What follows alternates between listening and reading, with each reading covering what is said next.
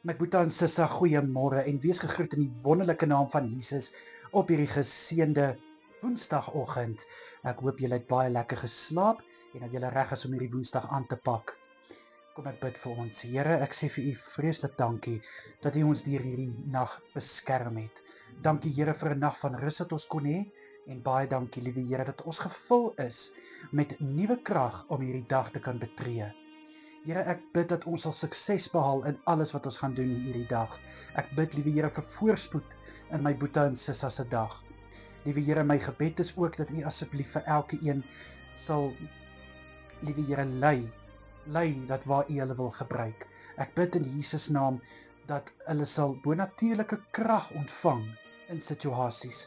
Ek bid, liewe Here, vir wysheid in besluite en keuses wat gemaak moet word. Ek bid, liewe Here, vir goeie moed in uitdagings en ook in geleenthede. Vader, ek bid in Jesus naam dat elkeen positiwiteit sal ervaar tydens hierdie dag. Liewe Here, ek bid dat U asseblief elkeen sal beskerm waar hulle ook al gaan en wat hulle ook al doen en hulle asseblief sal veilig hou. Hulle sal veilig hou, liewe Here, waar hulle ook al gaan wees en moet wees. En Vader, ek wil dan graag vir elkeen kom bid wat vanoggend nie hoop het om op te staan om hierdie dag aan te pak nie, wat nie moed het nie. Here, ek bid in Jesus naam, raak daai persoon aan. Ek bid dat daai leuen wat die vyand in hulle koppe geplaas het, sal verdwyn in Jesus naam. Dat daai leuen vervang sal word met die waarheid. En die waarheid is, liewe Here, dat U vir ons net voorspoed beplan en nie teëspoed nie.